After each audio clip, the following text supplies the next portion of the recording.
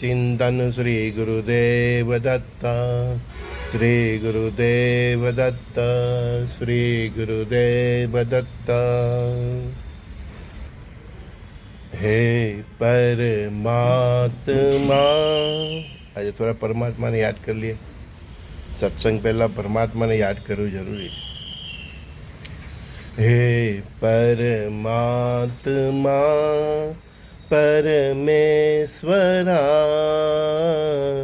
तारी लीला अपरम पार छे, तारी कृपा अपरम पार छे। हे परमात्मा, हे परमात्मा परमेश्वरा, तारी लीला अपरम पार छे, तारी कृपा अपरम पार छे।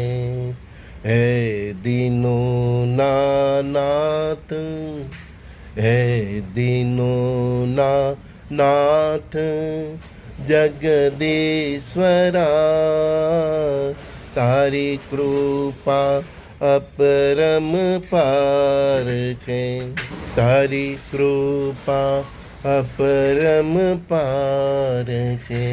हे दीनो नाथ, हे दीनो नाथ जगदीश्वरा, तारी कृपा अपरम पार छे, तारी लीला अपरम पार छे।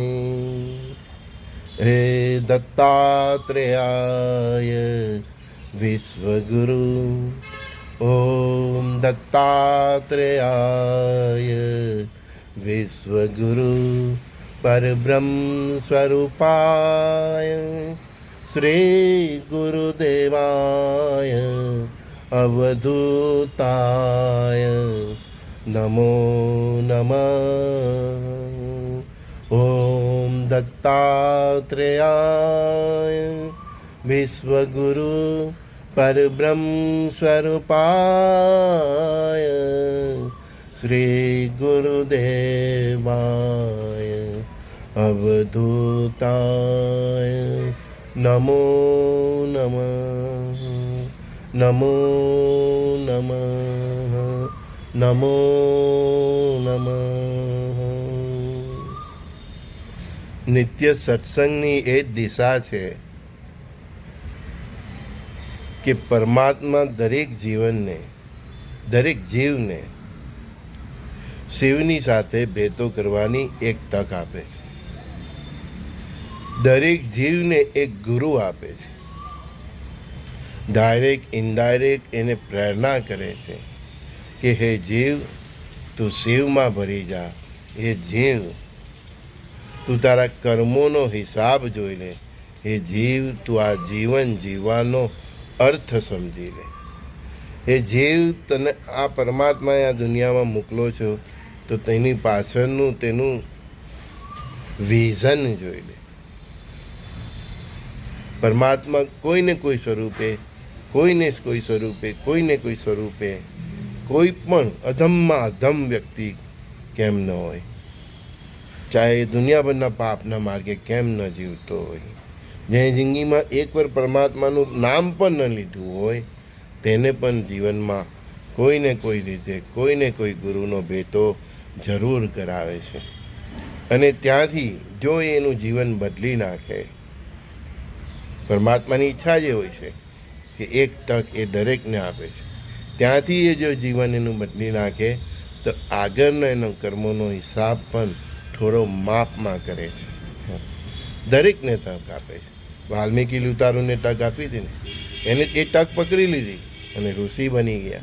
એમ દરેકને તમારામાંથી જે કંઈ પણ છે, જે નિત્ય સત્સંગની આપણી ચેનલ સાથે જોડાયેલા છે, એ દરેકને નિત્ય મારા દ્વારા બોલાવીને તમે આ વિડીયો બીજાને મોકલતા હોય તેના દ્વારા દરેકને એક તક પરમાત્મા જીવનમાં જરૂર આપે છે કે જ્યાં તમારી આત્માને ઝંઝોરીને તમે ખુદ તમારા કર્મોને જોઈ લો છો અને ત્યાંથી તમારે બેક થવું હોય તો થઈ શકો છો. પરમાત્મા દરેકને તક આપે છે. અમને કોઈ પણ મળવા આવે છે તો અમે એને એની વ્યથાઓ, એની જીવનની તકલીફોની રજૂઆત કરે છે. અમે જીવન પહેલાં તો સમજીએ છીએ કે કઈ રીતે જીવે છે. એનું જીવન એવું તો નથી ને કે જે એના રજોગુણ અને તમોગુણને વધારી રહેલો છે. પહેલાં તો જીવન બદલવાના પ્રયત્ન કરીએ છીએ. વ્યક્તિને રજોગુણ અને તમોગુણમાંથી મુક્ત કરવાનો પ્રયત્ન કરીએ છીએ. એને શુદ્ધ શાકાહારી જીવન જીવવાની પ્રેરણા આપીએ છીએ. આજે તમે માંસાહાર ને દારૂ છોડી દો છો, જુગાર છોડી દો છો, કોઈ પણ પ્રકારનું વ્યસન છોડી દો છો, તો તમારી કુંડલીની અંદર રહેલા એ પાપ ગ્રહો એને ખોરાક મળતો બંધ થઈ જાય છે. એટલે ઓટોમેટિક ધીરે ધીરે શાંત થઈ જાય છે. તમે નિત્ય માંસાહાર કરીને, દારૂનું સેવન કરીને, બીજા અનેક પ્રકારના એવા વ્યસનો કરીને, વ્યભિચાર કરીને તમે તમારી કુંડલીમાં રહેલા એ ગ્રહોને ખોરાક પૂરો પાડો છો ને પછી એ ગ્રહ તાંડવમાં ચાલે છે. એનો સૌથી ને સરળ શ્રેષ્ઠ ઉપાય કે શુદ્ધ અને સાત્વિક જીવન જીવો. એટલે એ જે ગ્રહો તમારા જીવનમાં રજોગુણ અને તમોગુણના પ્રેરિત જે ગ્રહો છે, જે તમને રજોગુણ અને તમોગુણ જીવવા માટે જે પરિસ્થિતિ નિર્માણ કરે છે, એ પરિસ્થિતિ નિર્માણ કરતાં બંધ થાય છે અને ધીરે ધીરે એ ગ્રહો શાંત થાય છે. અને આમ મનુષ્ય પાપ અને તેના તાપથી બચે છે. પહેલાં તો આપણી જીવન પદ્ધતિ જ બદલવી પડે. અમારા ગુરુદેવ કહેતા, જે પણ વ્યક્તિ આવતા ગુરુની સાથે સત્સંગ કરીને એના અંતઃકરણમાં જાણી લે ગુરુ કે આને દીક્ષા લેવાની છે, આને ઈચ્છા છે, અને ગુરુ મંત્ર લેવાની ઈચ્છા છે, તો પહેલાં તો ગુરુદેવ એક જ ટકોર કહેતા કે એક માંસાહાર પણ કરેલું હોય ને ભાઈ, છેલ્લે તમે માનો કે જ્યારે પણ માંસાહાર કોઈ પણ કર્યું હોય, દારૂનું સેવન કર્યું, તો આ શરીર જેની અંદર પરમાત્મા રહેલો છે આત્મા સ્વરૂપે, એ શરીરને શુદ્ધ કરતા ઓછામાં ઓછા 6 મહિના લાગે છે. નિત્ય ખાય છે, પીએ છે, તેની વાત તો જવા જ દો, બરાબર. માનો કે તમારે કોઈ મારી પાસે આવે કે સંજુ બાબા મારે હવે આજથી શુદ્ધ સાત્વિક જીવન જીવવું છે, બરાબર, ચરિત્ર સાચવીને જીવવું છે, તો ગઈકાલ સુધી જે તમે રજોગુણ અને તમોગુણથી પ્રેરિત થઈને જે માંસાહાર, દારૂ કે જે કંઈ પણ સેવન કર્યું, તમારે જે કંઈ પણ તમે જે કંઈ પણ આ શરીરની અંદર નાખ્યું છે, એ શરીરને શુદ્ધ કરતા, શરીરને જ એની અંદર આત્માને એ શરીરને પવિત્ર કરતા 6 મહિના થાય છે. ગુરુ મહારાજ એવા જીવને 6 મહિના સુધી જ્યાં જે માંસાહાર કે એ બધું નહીં છેડે, તો 6 મહિના પછી એને મંત્ર જાપ આપે છે, પછી જ એને દીક્ષા આપે છે. તો શરીરની પણ એક એવી રચના છે કુદરતની, જ્યાં આપણા આપણું હૃદય મંદિર છે, જ્યાં ભગવાનનો વાસ છે. એ શરીરની અંદર તમે અખાદ્ય પદાર્થ જ્યારે નાખો છો, તો એ શરીરને શુદ્ધ કરતા, શરીરને ખુદને કે જેની અંદર પરમાત્માના અંશ સમાન આત્મા રહેલો છે, એને શુદ્ધ કરતા 6 મહિના થાય છે. શરીર એની જાતે શુદ્ધિકરણ કરે છે. તમે જ્યારે કોઈ માંસાહાર કે દારૂનું સેવન કરે છે, શરીરનું બીજે જ દિવસથી પ્રોસેસ ચાલુ થઈ જાય છે એની શુદ્ધિકરણ કરવાની. પણ આપણે ખાધા જ છીએ તો પછી જે શરીરની જે ખુદની પોતાની જે પરમાત્માએ જે એની અંદર ચૈતન્ય આપ્યું છે, એ ચૈતન્ય પછી ધીરે ધીરે અલિપ્ત થઈ જાય છે. આત્મા પણ એમ મૂર્ત સમાન થઈ જાય છે અને એ જીવ પછી ખાલી જીવે છે, જેમ કોષમય જીવ જીવે ને તેવું એમ.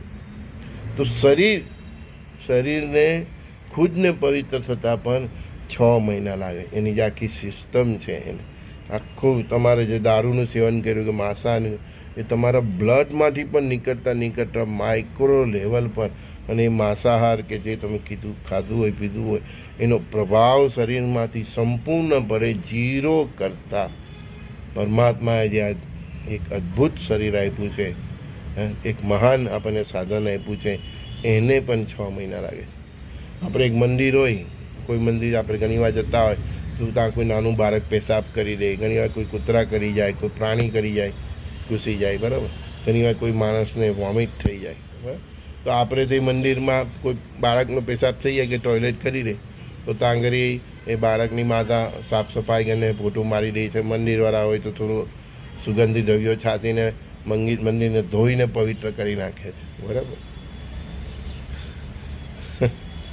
પણ શરીરમાં જે હૃદયરૂપી મંદિર છે, જ્યાં આત્માનો વાસ છે, એ આત્માને એનું જે હૃદયરૂપી મંદિર છે એનો જે આખો મંદિરનો આ જે પરિસર છે, મંદિરનું પરિસર છે, એટલે ચોટલીથી લઈને પગ સુધીનું આપણું શરીર છે, એ મંદિરનું જે આખું પરિસર છે અને એ ખુદ આત્મા જે હૃદયમાં જે રહેલો છે તેને એ આખું મંદિરના પરિસર સુધીનું શુદ્ધિ કરતા એને 6 મહિના લાગે છે.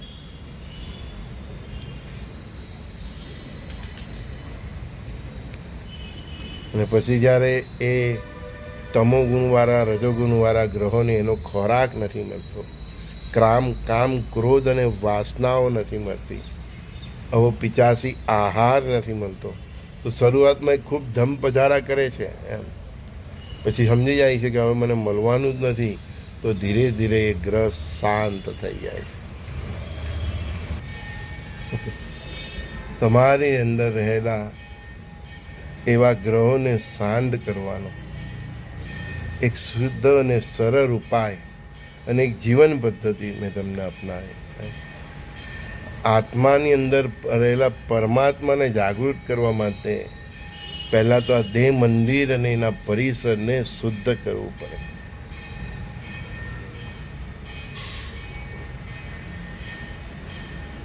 આત્માની અંદર રહેલ પરમાત્માને ચૈતન્ય શક્તિને જાગૃત કરવા માટે પહેલાં તો આ હૃદય મંદિર અને આ એનું દેહરૂપી પરિસરને શુદ્ધ કરવું પડે. પછી તમારો આધ્યાત્મિક માર્ગનો આગળનો રસ્તો ખુલે છે. શુદ્ધ સાત્વિક જીવનને જે ચરિત્ર પર આટલું બધું જે હું જોર આપું છું એની પાછળનું કારણ આ છે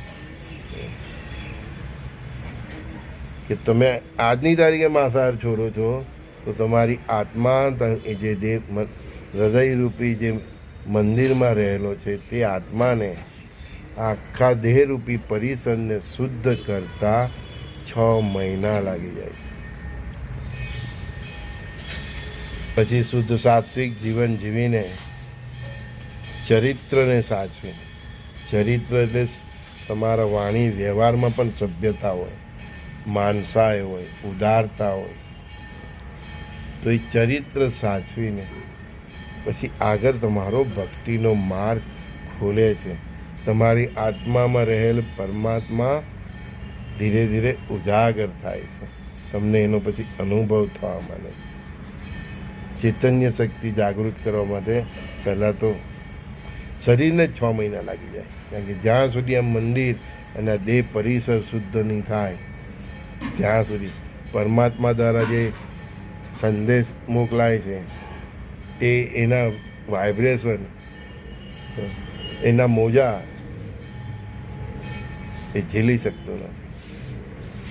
પરમાત્મા કન્ટિન્યુઅસ એના વાઇબ્રેશન ફેલાતા હોય, પણ તેના માટે આ અરીસો એકદમ ચોખ્ખો હોવો જોઈએ.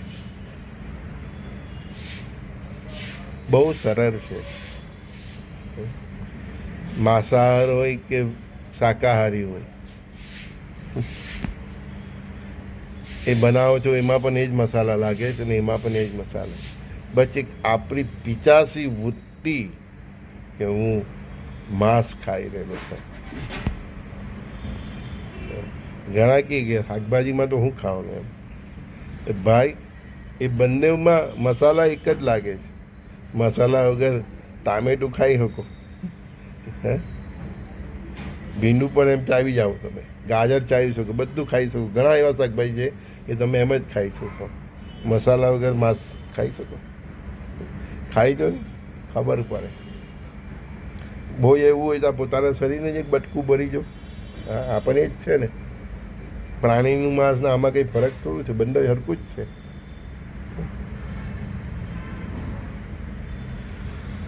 સમજ બહુ જરૂરી છે. સમજ નથી એટલે આ બધી અથડામણ છે.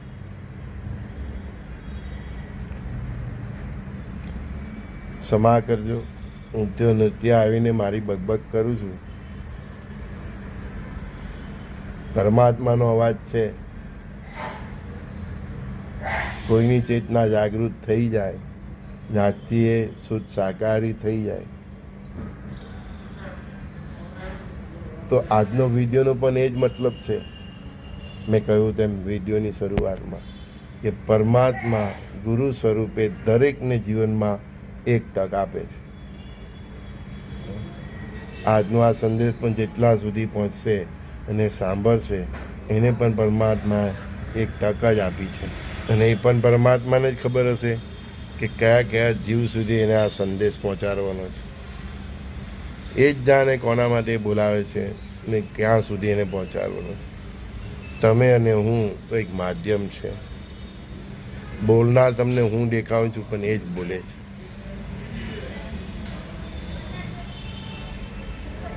અને એની જ્યાં ઈચ્છા હશે ત્યાં સુધી આજનો સંદેશ પહોંચી જ જશે. અને જેનામાં બદલાવ આવવાનો છે તે બદલાઈ જ જશે. નહીં આવે તો એની આગળની ગતિ માટે એ જ જવાબદાર રહેશે.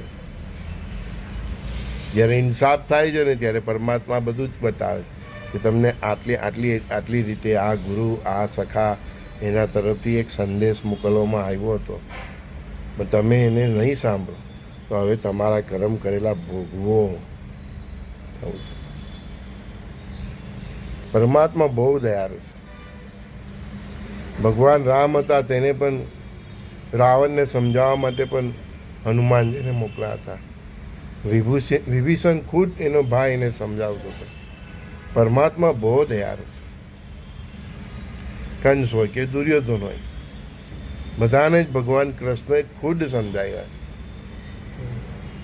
પછી પણ નહીં સમજે તો એ જીવ એના કર્મો પ્રમાણેની ગતિ પ્રાપ્ત કરે છે. પછી એમાં તમે ને હું પણ હું કરી શકીએ. બસ આપણે પરમાત્માના હાથ બનવાનો છે. યોગ્ય વ્યક્તિઓ સુધી આ સંદેશ મોકલવાનો છે. પછી એને એના ભાગ્ય પર છોડી દેવાનો છે. સંજય બોરીવાલાના પ્રાતઃકાળના સત્સંગમાં સર્વે સખાઓ, મિત્રોને, ભાઈઓને, બહેનોને, મારી દીકરીઓને, મારા દીકરાઓને, ઘણા તો હું દાદા કહીને મને બોલાવે છે, તે પુત્રીઓને, પુત્રોને પ્રણામ. શ્રી ગુરુદેવ દત્ત. કૃષ્ણમ વંદે જગતગુરુ. હર હર મહાદેવ.